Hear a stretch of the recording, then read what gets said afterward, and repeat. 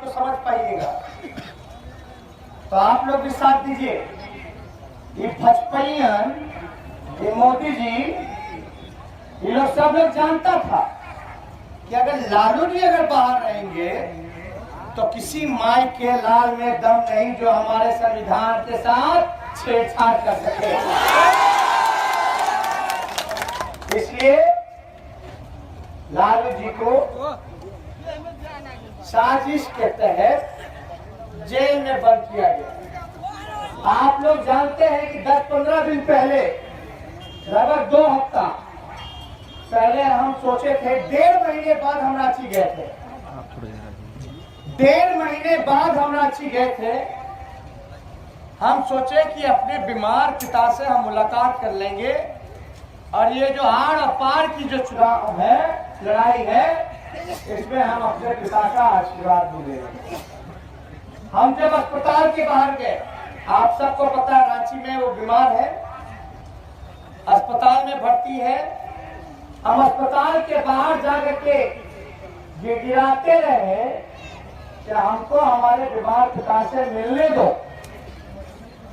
5 minute के लिए मिलवा दो, 2 मिनट के लिए मिलवा दो, कम से कम हम देख तो लेंगे कि उनकी सेहत में क्या सुधार है और आशीर्वाद ले लेंगे, क्योंकि 2 महीना चुनाव में हम लोगों को लगना फिर समय नहीं मिलेगा।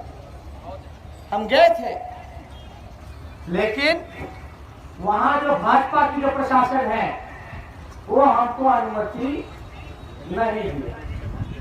देखिए, हम जनता की अदालत में हैं और इस अदालत में ना तो तारीख तय होता है, ना तो सुनवाई होता है, सीधे फैसला होता है, न्याय होता है।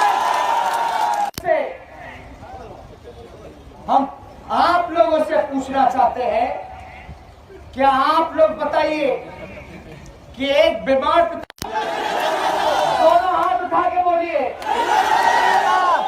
लेकिन भजपैयन सब नहीं मिलने दिया। जब मिलने नहीं दिया गया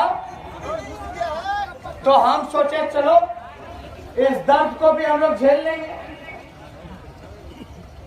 तो हम एक काम किए कि जो डॉक्टर जो इलाज कर रहा है, तो मेरा घर का डॉक्टर नहीं, उसी जेल प्रशासन का अस्पताल का डॉक्टर जो लालू जी को देखने जाता है, हमने उससे फोन पे बात की। अब तो पिताजी से मुलाकात हुई, हम सोचे डॉक्टर से बात कर लेंगे, पता चल जाएगा सेहत में कुछ सुधार है कि नहीं है। तो डॉक्टर ये कहता है, जिससे हम चौंक गए, डॉक्टर कहता है तेजस्वी जी, हम तो 1 हफ्ता से ये प्रयास कर रहे हैं कि लालू जी का जरूरी टेस्ट करना है और एक कमरे से दूसरे कमरे हमको ले जाना होता है, लेकिन वहां भाजपा की प्रशासन उनको इलाज करवाने पर भी रोक लगा दी। अब आप बताइए, अमानवीय व्यवहार है कि नहीं? ये कोई इंसानियत है? तो आप देखिए, कुछ वोट बैंक के लिए, मतलब सत्ता पाने के लिए ये क्या क्या नहीं कर रहे हैं। आज पूरी संवैधानिक संस्थानों पर खतरा है। हाईजैक कर लिया बीजेपी के लोगों ने, मोदी जी ने हर जगह आरएसएस के एजेंट को बैठा रखा है। और हम तो इसमें ज्यादा कुछ नहीं कहेंगे, चाहे सीबीआई के डायरेक्टर हो, चाहे सुप्रीम कोर्ट के जज हो, चाहे आरबीआई के गवर्नर हो, सब लोगों ने खुले मत से कहा है कि पूरी तरीके से तानाशाही चल रही है। यहाँ पे भजपैया वाला नहीं ना है, नहीं, एक आध को हो गए हमने लुकाई, सोचता है ना, रिपोर्टिंग देता है क्या कहा, कितना लोग जीता, आगे पास करना होता है।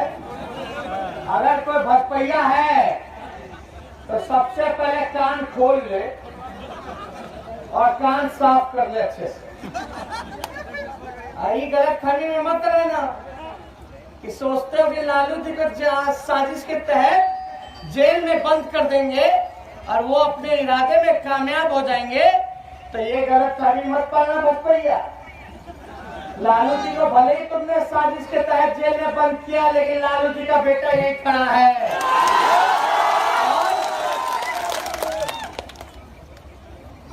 अगर हमारे संविधान पर हल्का सा भी हमारे भाईचारे पर हल्का सा भी बुरी नजर से अगर देखोगे, हम कहना तो बहुत कुछ चाहते हैं, लेकिन इतने से समझ जाओ कि अंजाम ठीक नहीं होगा। देखिए, हम लोग तो सीमा का उल्लंघन नहीं ना करेंगे, हम लोग तो नियम कायदा वाले लोग हैं ना। अब बीजेपी के लिए तो कोई नियम ही कायदा नहीं, तो उसके लिए तो सब माफ है। बोलना तो हम बहुत कुछ चाहते हैं, हमको पता है जितना मेरे अंदर गुस्सा है उससे ज्यादा गुस्सा आप लोगों के अंदर, लेकिन हम ज्यादा बोलेंगे तो आचार संहिता का उल्लंघन ना हो जाएगा। अभी घूमने का मौका मिले तो बंद कर दो, है ना। तो देखिए, भाजपा वाले लोग साफ साफ समझ जाए कि अंजाम बुरा होगा। अगर फिर भी नहीं समझ में आता है तो सामने आओ, माँ का दूध पियो, तो दो हाथ करके तो आप देखिए कि मोदी जी आए थे मुजफ्फरपुर, कल आए थे कि नहीं आए थे? क्या बोल के गए? वो बोले कि कुछ लोगों को जेल भेज दिए, अब कुछ लोग जो बेल पे हैं वो भी जेल जाएंगे। चलो, जो हम बोलते थे कम से कम मांग तो लिए कि मोदी जी ने जेल भेजा साजिश के तहत, ये तो डर है ना। अब बताओ, अब हमको डरा रहे हैं। पहले ही सोचे कि लालू जी पे केस मुकदमा करो, जेल भेजो तो लालू जी डर जाएंगे। अरे लालू जी डरे वाला है, इनके गिदड़ बप्पी से डरेंगे हमारे।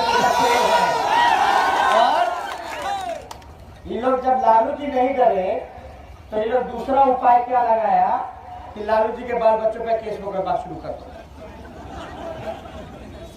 अब कल प्रधानमंत्री जी आए, हम लोग को पूरा उम्मीद था, विश्वास था, चलो कैसनो हो, लेकिन एक होता है ना, प्रधानमंत्री आ रहा है तो कम से कम लेखा जोखा बताएगा 5 साल का।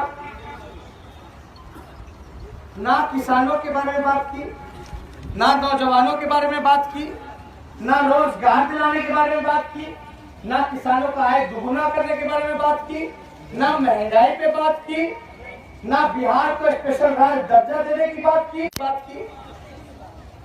ना काला धन लाने वाले थे, ना उसके बारे में बात की, ना स्मार्ट सिटीज के बारे में बात की, ना गंगा सफाई अभियान के बारे में बात की, ना बुलेट ट्रेन के बारे में बात की।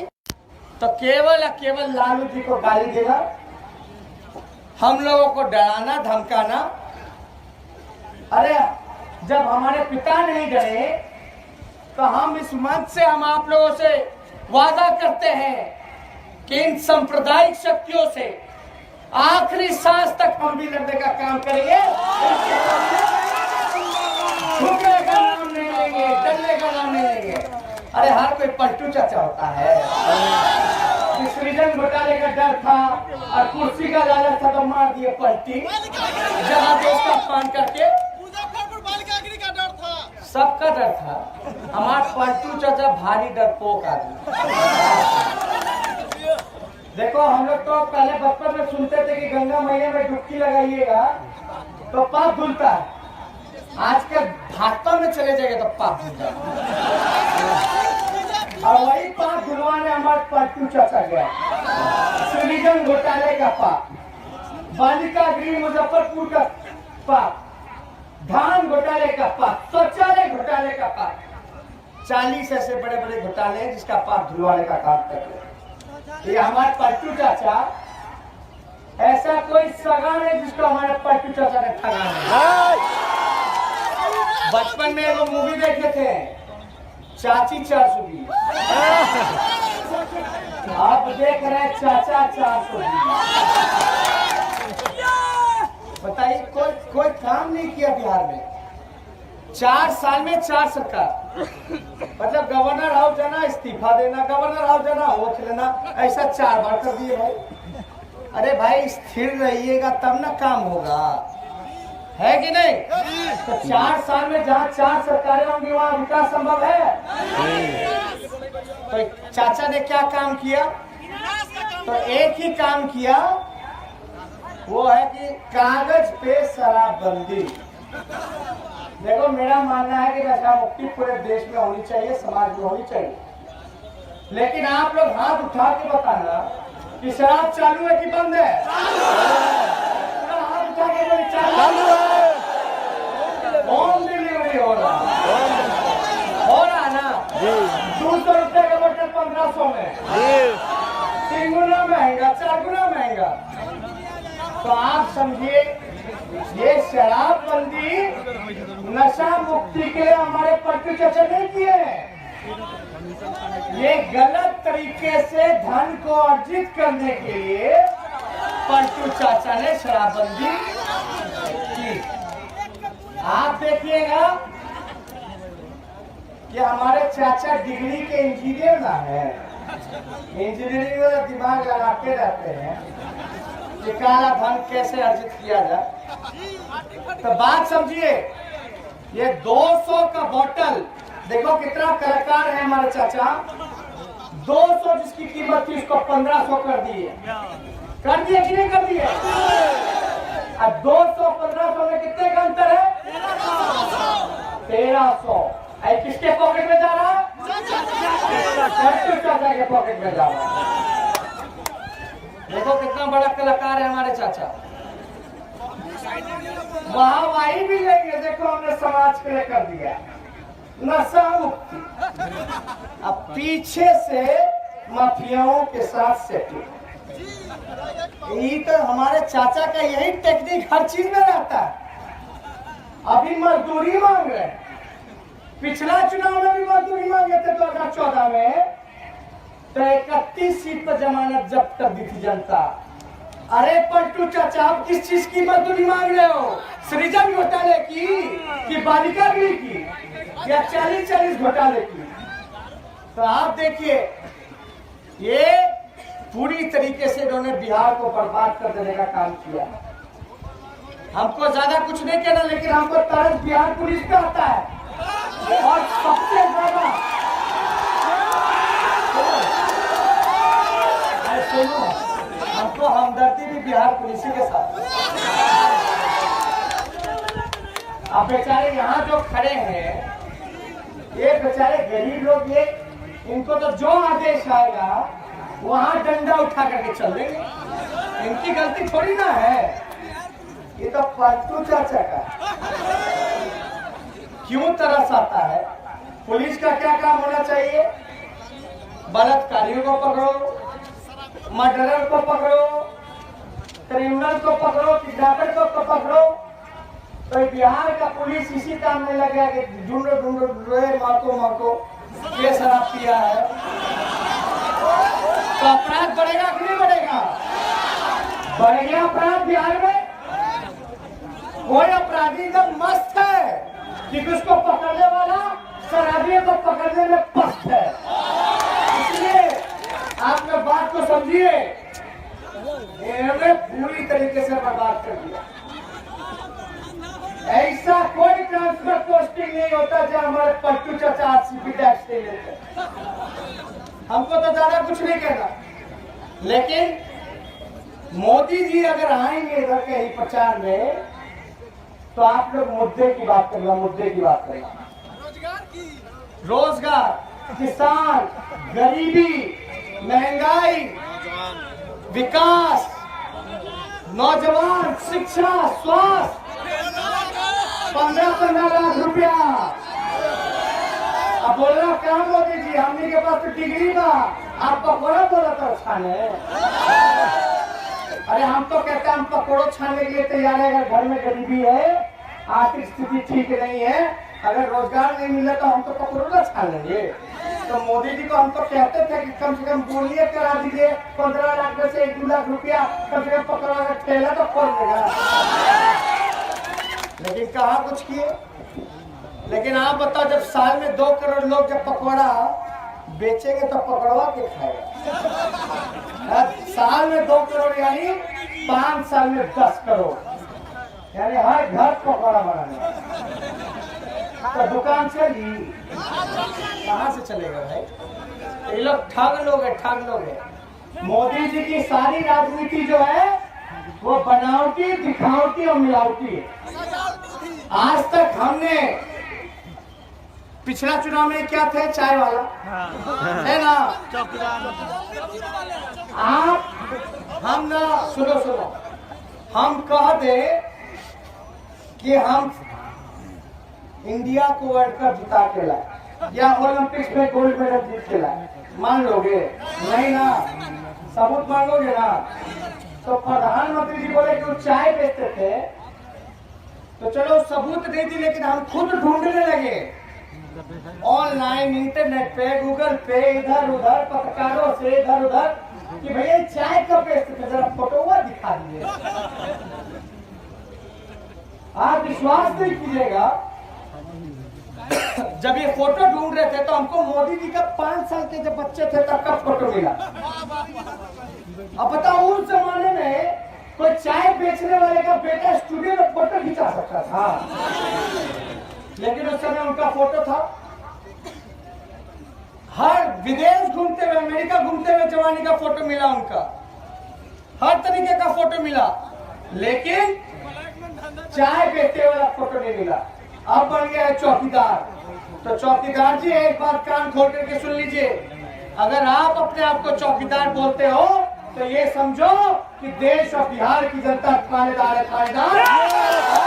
आपने जो गलती करने का काम किया है चौकीदारी में, थानेदार छोड़ेगा नहीं, बख्शेगा नहीं, बल्कि सजा देने का काम करेगा। नोटबंदी याद कीजिए, पूरा देश का पैसा बैंक में जमा हो गया, पूरे भारत का पैसा बैंक में जमा हो गया। और आश्चर्य की बात है कि मोदी जी का बिरादरी का लोग, ललित मोदी, नीरव मोदी, ये सब जितने लोग हैं विदेश लेकर के पूरा पैसा लेके भागे। हम मोदी जी क्या करते रह गए, कोई काम नहीं। तो देखिए हमारे पास समय नहीं है, और भी जाना है, और भी जगह है। इसके बाद आखिरी प्रोग्राम छपरा में है, वहां भी जाना है। तो हम इतना ही आप लोगों से कहेंगे कि आप लोग संभाल करके रहिएगा। ये भाजपा वाला लोग कुछ करा सकता, जब ये लोग मुद्दा काम की बात नहीं करेगा, क्योंकि इनके पास जवाब ही नहीं है, कोई काम ही नहीं किया, तो ये लोग हिंदू मुसलमान दंगा फसाद कराने लगेगा। एगो चुटकुला है, एगो चुटकुला ये है कि राम जी और सीता जी स्वर्ग में थे और राम जी को हिचकी आता है, तो सीता मैया पूछती है राम जी से, प्रभु हिचकी काहे आया? तो राम जी बोलते, लगता चुनाव पास में है, बीजेपी याद कर। तो ये लोग उस प्रकार के लोग हैं, तो संभाल कर ये रहिएगा। और इस बार चुनाव में पिताजी नहीं है, आप जो कुछ है आप ही लोग हैं, हमारा आप ही हमारे घर के लोग हैं। तो लालू जी को न्याय दिलाइएगा कि नहीं दिलाइएगा? दोनों हाथ उठा के न्याय कैसे मिलेगा लालू जी को? बाबू जी तो आप लालटेन पर बटन दबा करके जिताइएगा, तब जाकर के लालू जी को न्याय मिलेगा और देश का संविधान बचेगा। इसलिए आशीर्वाद है ना मेरे ऊपर, पक्का मेरे साथ नारा लगाइएगा। लेकिन जितने लोग हैं सब साथ देंगे, अब दोनों हाथ उठा करके देंगे। हम बोलेंगे भाजपा भगाओ, तो आप लोग तो आइए एडवांस, तो हम बोलते हैं बुलंद आवाज से बोलिएगा, भाजपा भगाओ, भाजपा भगाओ, भाजपा भगाओ। पलटू चलता ज्यादा जोरदार हवा की चाहिए। हम बोलेंगे पलटू चाचा भगाओ, सब होशियार है। पलटू चाचा भगाओ, पलटू चाचा भगाओ, पलटू चाचा भगाओ। तो आप नहीं बोलो,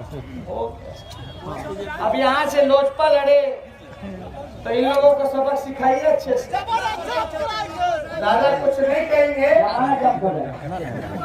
तो आप लोग कीजिए। तो आप लोगों का अनुमति हो तो रघुवंश जी को विजय का माला भेंट कर दे।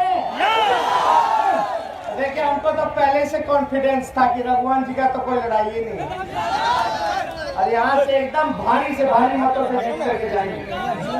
तो आप सब लोगों को एक बात कह के हम अपनी बात को समाप्त करेंगे कि जब जेल पिताजी जा रहे थे तो हम उनके साथ थे, तो हम निराश थे, दुखी थे।